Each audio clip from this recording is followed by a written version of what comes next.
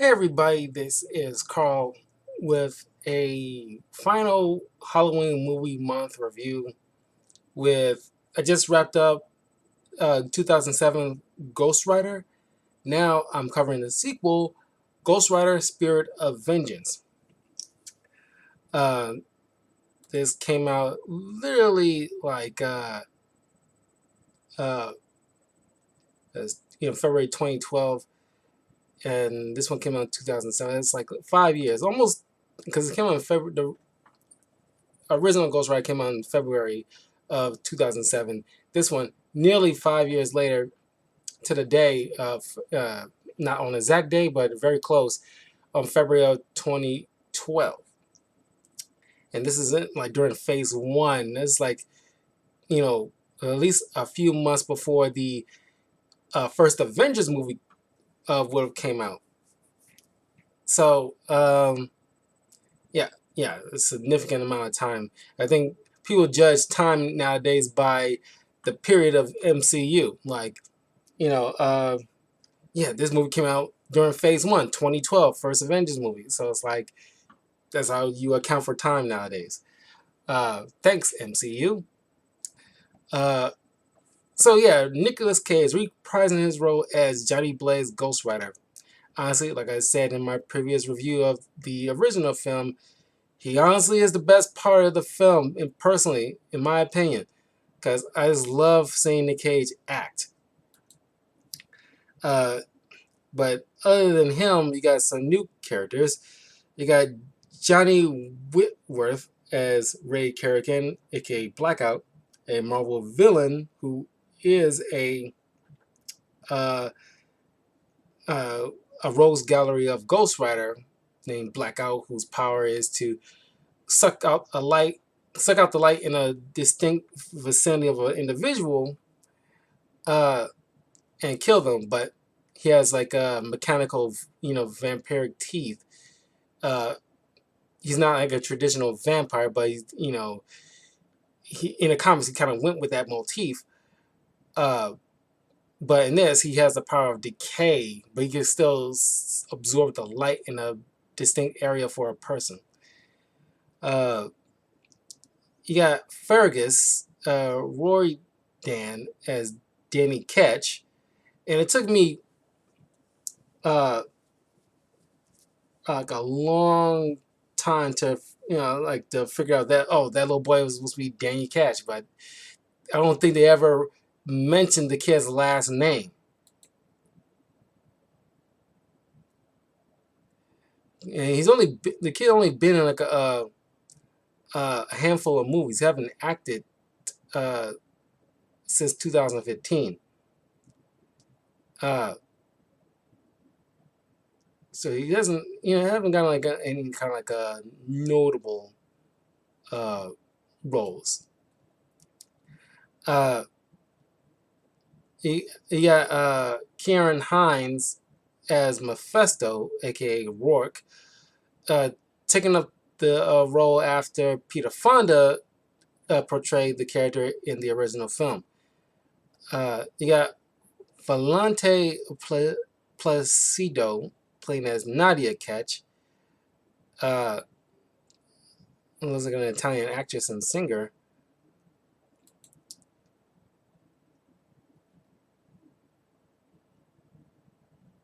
Um, yeah, her last movie she'd been in was in 2019.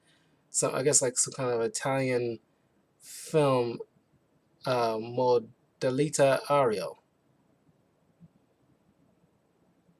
Prior to that, 7 Minutes. Prior to that, Lookout. Another French Belgian kind of film. Uh, so you got Idris Elba playing as Monroe.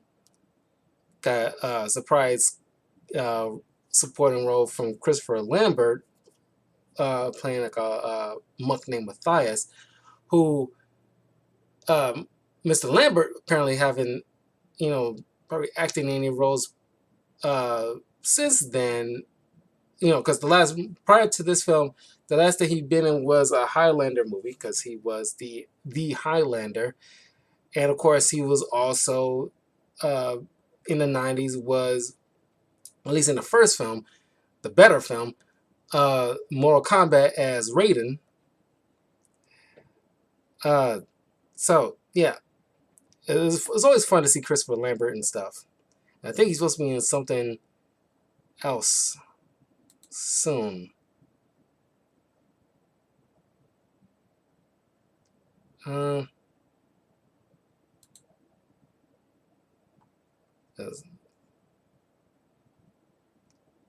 filmography.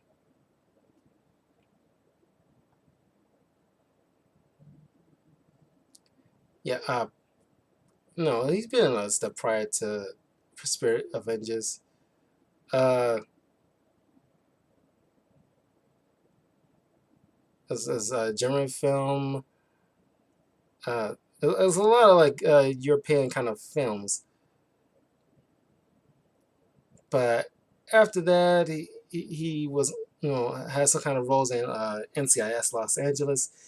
Uh, yeah, yeah, yeah. He's still been working, not much in America, but yeah, he's been in like several stuff. He was on like the blacklist in 2019. Um, yeah, and he was on some kind of French TV series in 2012, and some other thing in development for 2021. Was in 2021, uh, but not sure that fell through or not. But the last thing he did voiceover wise was reprising his role as Raiden in Mortal Kombat 11, in like a you get like a different variant of the character from based on the movie itself. He reprised his voice as Raiden because I think like other than Highlander, he is like just well known as the Raiden because he played that like he was awesome as Raiden. He is the definitive Raiden, just like uh, what's his name? I'm blanking on his name. Do not want to do him injustice. Hold on, hold on.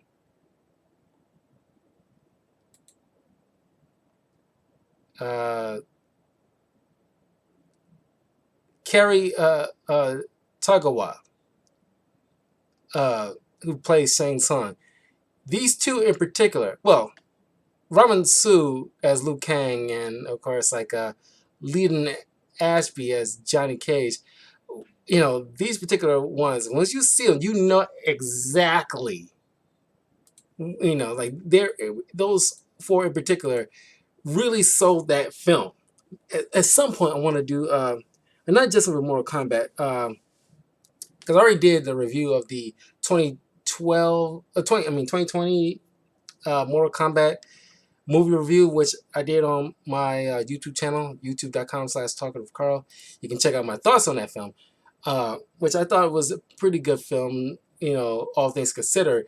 But I don't care for the this new character who's supposed to be like the audience eyes into this universe. Don't think he was ever needed. He's bland as all hell. Other than that, I enjoy the film. But I want to review for at least the channel. There was like a Tekken earlier in the summer. There was like a Tekken animated mini series. I want to review for the channel, as well as some Street Fighter animated and live action stuff, as well as some Mortal Kombat animated films. Don't know if I ever want to do Annihilation, uh, but I just want to make it like even Dead or Alive. I just want to make it like a whole maybe a month and a half of just reviewing video game films and TVs based off the games at some point down the line, maybe some point next year. But anyway, Uh, this is kind of like a sequel slash reboot from the original film because not many people cared with certain of the uh, uh, direction the film was going with certain choices. They made they called this doing better, but the director in this is like I don't know. First and foremost, his use of the editing with like constantly fast forwarding in certain shots, and it's like the reverse Michael Bay when with the slow mo, and it's like it's annoying how much it's just like even using this fast forward sequence when isn't required. Uh, uh, that is it really stuck out to me as how like super annoying that is. Another thing, unlike the original movie where you get to see the actual Ghost Rider transformation, here you get it in spurts, and it's like I don't care for that because it looks kind of dope, but it's just like I want to see the full on change. But I do like the design of Ghost Rider in this one a little bit more than in the original one because the skull actually looked like it's charred because it's actually on flame. I don't mind the clean uh, skull from the original. I can go either way with it, but this one is like a cool take on it because it's kind of based off certain interpretation of Ghost Rider, kind of like the comic that I'm about to review right after this video, where the outfit is somewhat burnt, the motorcycle is somewhat burnt, even though I prefer the look of the motorcycle from the '07 variation. Uh, but but Ghost Rider always look awesome. So there's really no notes on that one. Uh, but once again, it's almost everything else around it is the issue. Because like I still like Nick Cage's performance as Ghost Rider. I think he's my definitive Ghost Rider, other than Gabriel Luna as Robbie Reyes Ghost Rider. Uh, and it took me a while before I realized this kid was Danny Ketch, because uh, I really wish that because we this is still around time then that certain properties were sold off to like Sony or Fox and only or Universal, and Marvel couldn't utilize certain characters, so they couldn't do them justice. So, like, I really, really wish Kevin Feige will do something with Ghost Rider because I'm pretty sure he will handle it better than anybody else in the past. But anyway, uh, in this you got like a kid Danny Ketch instead of like a full-grown man who his mom, uh, him and his mom was on a run from uh, Kerrigan, who's been hired by Mephisto to come get this kid, who's supposed to be uh, the son of Mephisto in this, and the mom's trying to keep him, away from him because there's a particular date that he got to do this body transfer, so that way, because what the body that uh, Rourke is using is getting old and is starting to become useless, and he needs a young Danny to supplant himself, his essence into, so that way, because Danny has a little bit of power, but not to the same extent. Uh, uh, so Monroe, played by Idris Elba, is trying to rescue them, but she thinking he is one of Kerrigan's men. She uh, escapes from him. Then Rourke tracks down Johnny Blaze, who's in hiding in Romania because he's trying to keep the rider from uh, taking over and going and wreaking havoc uh, among the populace. Because if the because he, the Ghost Rider uh, is like a spirit of vengeance, who's originally, you find out later, was originally an angel. Just like in the comics, the spirit of vengeance was originally an angel, but was uh, kidnapped by the denizens of hell and corrupted and driven insane. So his purpose of being a spirit of justice turns into a spirit of vengeance and perverted his purpose. So that's why you see, like, Ghost Rider always want to seek out the blood, seek out those responsible for spilling the bloods of the innocent, uh, and like just burning away their soul. So you can't live among people, because anybody who might have done something wrong, the Ghost Rider will seek out and just go on a tear. Rourke finds them and promises to take Johnny to these monks who can relieve him of his curse. Only if he tracks down Nadia and Danny and brings them to them for safekeeping, so he can protect them to avoid Rourke from, getting like a new body. Because he has a date in mind. If he goes past the date, then all is lost for him.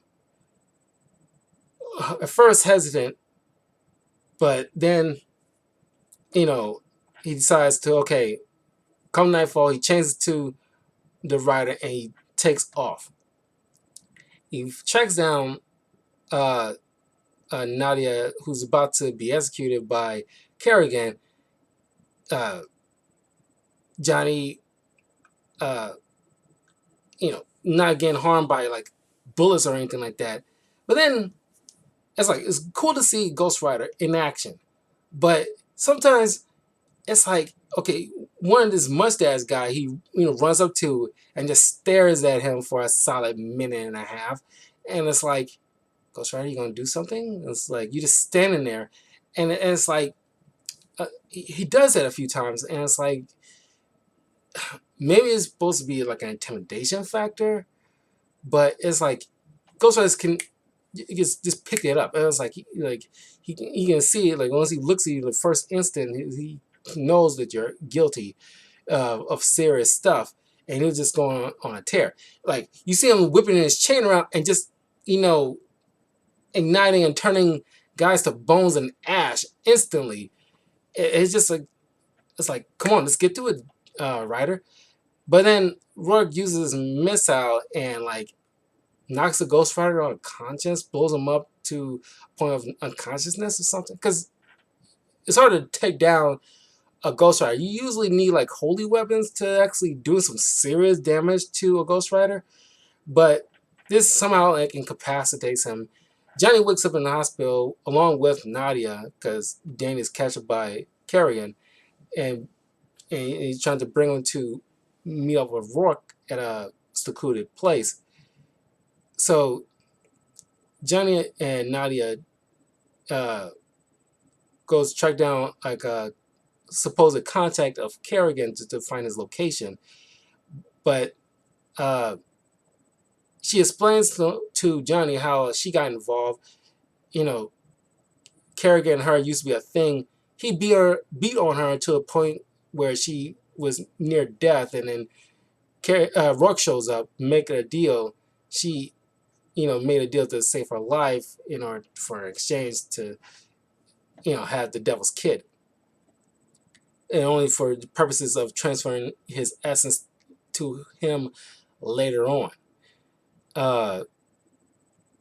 But they eventually, you get this, you laugh, but it's still funny because Nick Cage is just like, he goes 100%. You want Cage, no matter what he's in, maybe other than maybe Lords of War and National Treasure, you usually like and then The Rock, but sort of like The Rock. I mean, like it's every once in a while you see Nick Cage do his Nick Cage thing in The Rock, but typically you want Nick Cage to just be kind of like just not want to use the word, don't want to use the word wacky, but just like he just like really like energized that, that Nick Cage energy is so intoxicating, just like you're just enthralled in anything he's in. It's something that's unique to him that can't be replicated for some reason.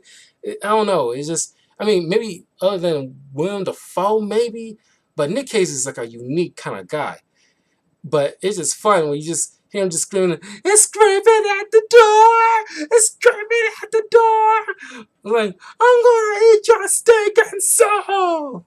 It's just like, it's just Nick Cage. It's like, you just want him just to, if you're hiring Nick Cage for any project, just like, the only direction you need to give him, just do what you know best, man. Do what you feel is best, and 9 times out of 10 you'll get like just A+ performance. No matter what he does, it's just like, it's gonna just churn out gold. It doesn't matter when it comes to Nick Cage. That's why he's so unique. It does not work for anybody else. I don't know what is it about him.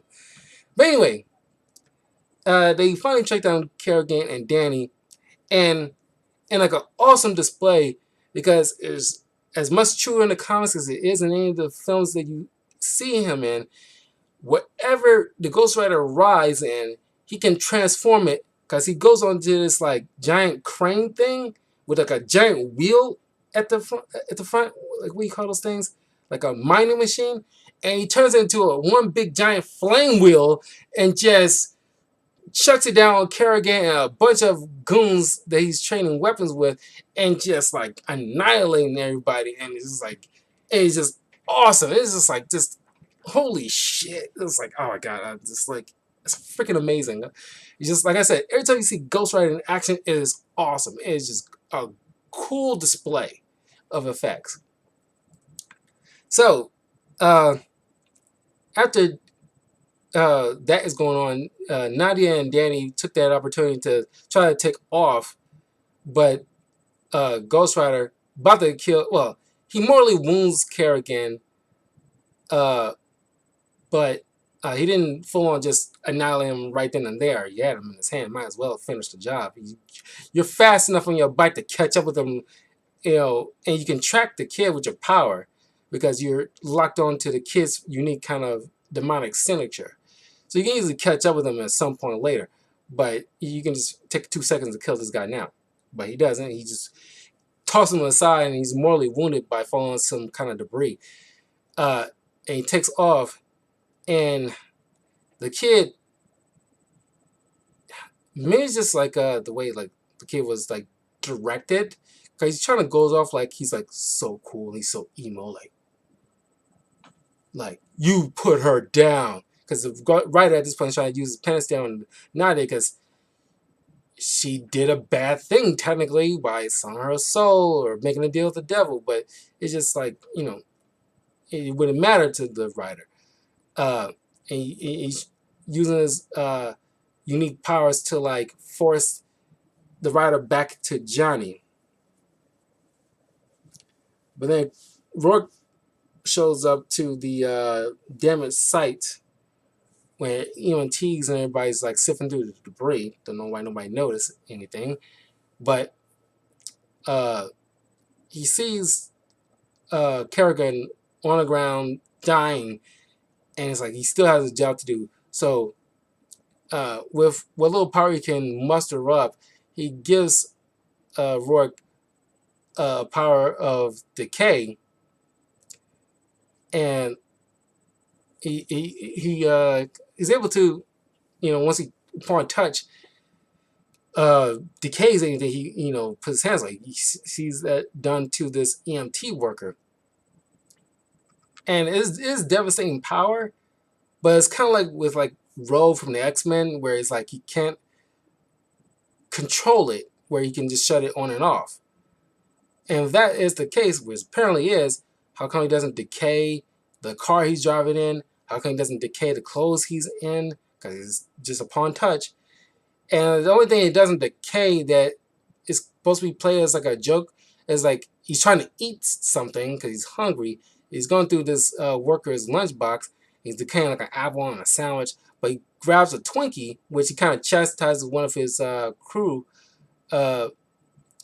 about like not eating so much Twinkies, and he grabs a Twinkie, and because maybe it's maybe the preservative or something like that, but it's always been like a running, I don't know if you call it conspiracy or rumor, but it's always like a thing that Twinkies never was kind of sort of been debunked because I think it was maybe the Hostess people behind like the Hostess company put out some kind of statement a long time ago saying like, yes, Twinkies actually do have an expiration date, but I don't know, maybe because we never let it one sit out for a period of time and see if there's mold or anything like that growing at some point, even a little bit.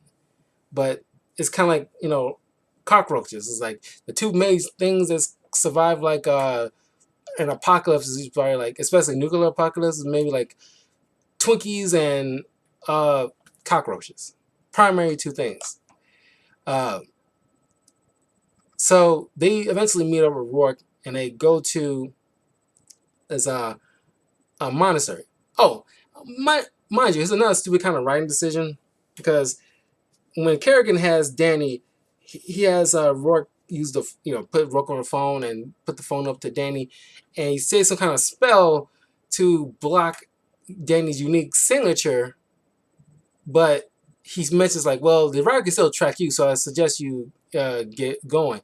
But it's like, okay, you got that kind of power. Why don't you use it on Kerrigan and his two other guys, so that way they can go completely unnoticed and not just partially unnoticed?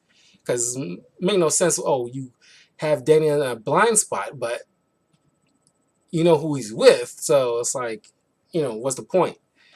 But anyway, they finally meet up to the monastery after, you know, Danny and Johnny is like bonding, and showing up like showing off the riding tricks and stuff like that with Johnny, and trying to form some kind of like a fatherly bond for this kid because he knows in like a diner that they take him on to rest in, and just like in I didn't mention this in my review with the original Ghost Rider movie, you see him like it's a thing that Nick Cage chose to do uh, with like have like a martini glass full of jelly beans kind of thing, and his line of thinking behind that was like, okay, because of what I did, I'm trying to avoid certain temptations.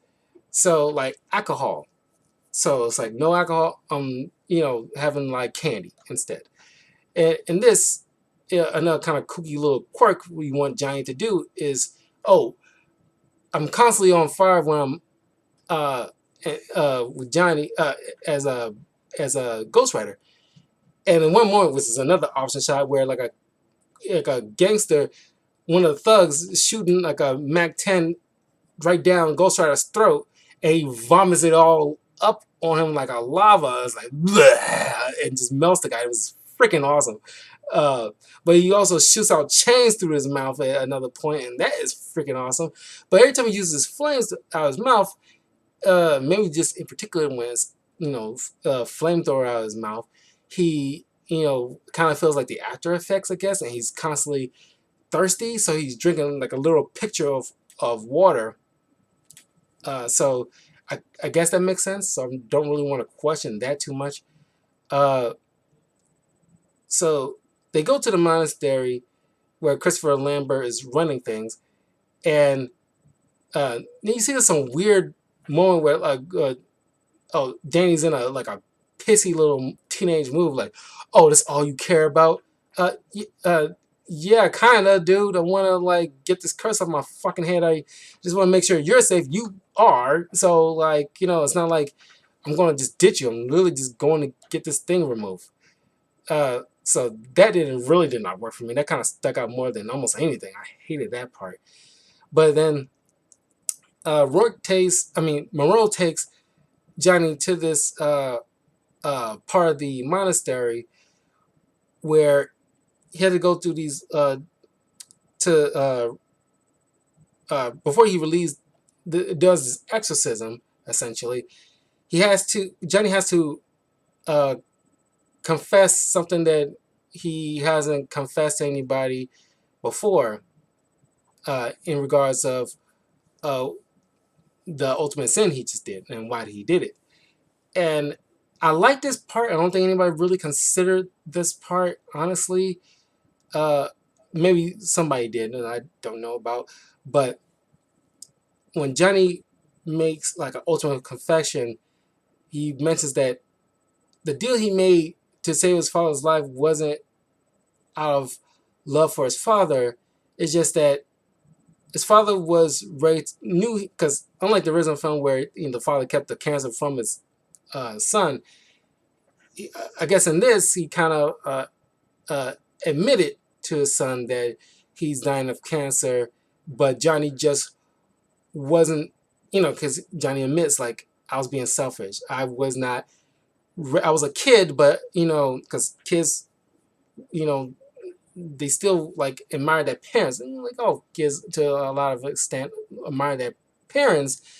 But Johnny wasn't ready to let his father go. He wasn't ready, despite how his father think he wasn't considering his father's feelings on the matter, because it was ultimately his decision. But he wasn't not ready to let his father go, especially not something like cancer.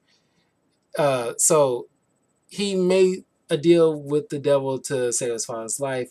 It was cured, but he still died in a different way, which sealed his fate. I kind of like that moment where Johnny, admits that. I don't think he ever kind of like had that moment in the comics, at least not to my recollection. It is usually played a slightly little different. But in this, I kind of appreciate that. It's like, in this interpretation, Johnny was being selfish. He loved his father so much, he just do not want to let him go. And I kind of feel for that. Like, a kid doesn't like the idea of losing their parent. And like his father was like the only person that he knew. He's the only family he had, and the only person who raised him. And it's like he does not want to let his father go. So once he made that confession, he ate the blood. He ate the body of Christ, and drank the blood of Christ kind of thing. And he goes to this secluded room, and the exorcism begins, and the Ghost Rider's ability, the Ghost Riders, after Monroe tells them about the history of Zathras being like a spirit, formerly a spirit of justice, he then got that exercise out of him, and this curse is lifted. But then turns out that the monks that Monroe believed in were like, didn't admit that what they plan on doing with Danny was just to kill him outright without a body to transfer into. Rourke won't have any option. And Kerrigan, as like some kind of Deus Ex Machina, come in, kills these monks, and takes Danny to meet over Rourke. And so Johnny, Monroe, and Nadia, ride off to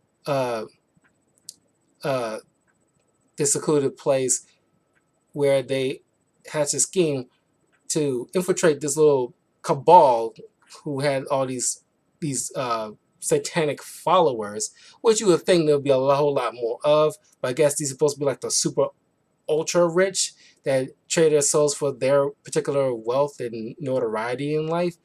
So they come in to help fulfill this like prophecy thing. And the man has infiltrated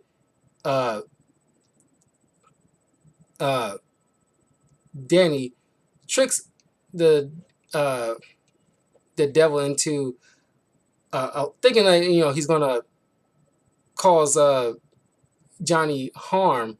Instead, getting confirmation from the devil saying like, "Oh, I got powers just like you, right? Exactly like me." And it's like, okay, so he gives back Johnny the Ghost Rider powers, but only this time he's able to wield it in both day and night. And Rourke, distracts Kerrigan.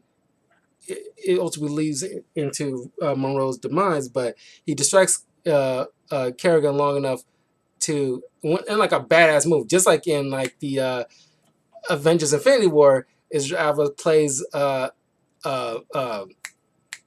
what's his name, Heimdall, and it's like gets killed by Thanos, but it's like he just does it defiantly. He sends Hulk down to Earth to warn everybody, and it's like he dies. He doesn't even scream. He just looks at him and like just chucks that knife in his gut like, fuck you, I'm not giving you the fucking satisfaction, you piece of shit. And just like in this, it's like, he just like he's starting to decay. He knows he's got nothing else left, and he leaves it all to Johnny. He's like, you know what, F you, and he headbutt and destroys his corpse and all over Kerrigan's face, and he spits all his decayed bones and stuff out of his mouth, and it's like, F you, that, like, I'm gonna put like all my my dead rotting flesh all in your gut, like, F you. It's like, Idris Elba is awesome. I like Idris Elba.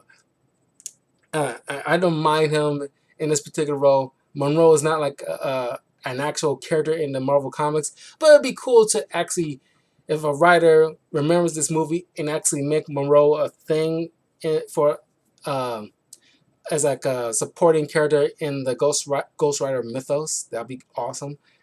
So Ghost Rider now takes off after Kerrigan Rourke to get Danny. He catches up with Kerrigan and kills him, and topples the car Rourke is riding in. And here's the thing: it doesn't make any sense for the devil to take transportation where he can just fucking teleport wherever he wants to fucking go, or at the very least fly or something.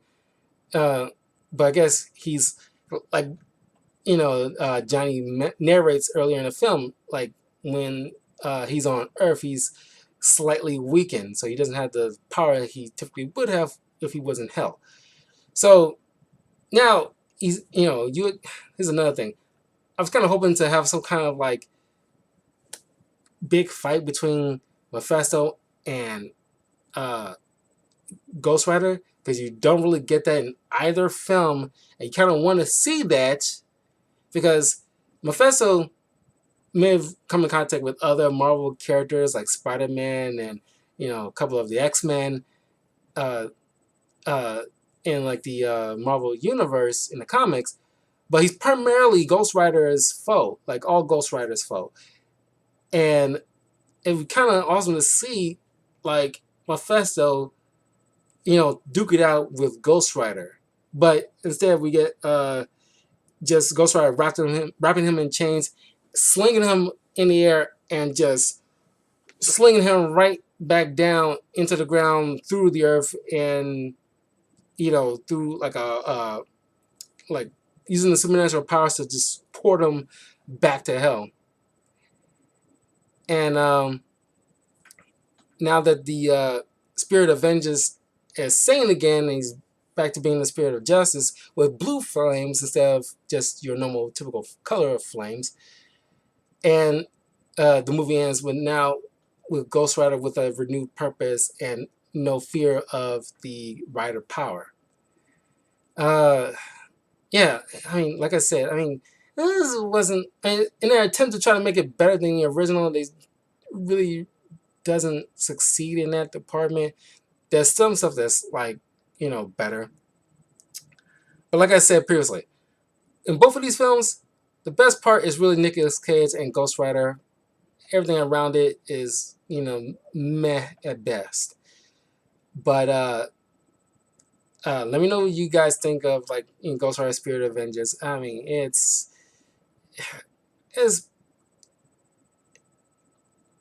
not very good. Honestly, it's not very good. They, the editing aside, the editing and the kid is like I said, I can't even put it on those two things. This almost anything else around it is just really like sus. God. But anyway, this is my opinion. But let me know in the comments below what you thought. Don't forget to follow me in the links in the description below. Hit that like button and notification bell if you like videos like these and want more of those. That'll be great to help me out and to help you guys out. And yeah, I will see you guys in a little bit once I get the final comic book review for the month of October set and ready. Another Ghost Rider thing, mini series, not that long. So yeah, I'll see you guys in a little bit. Peace.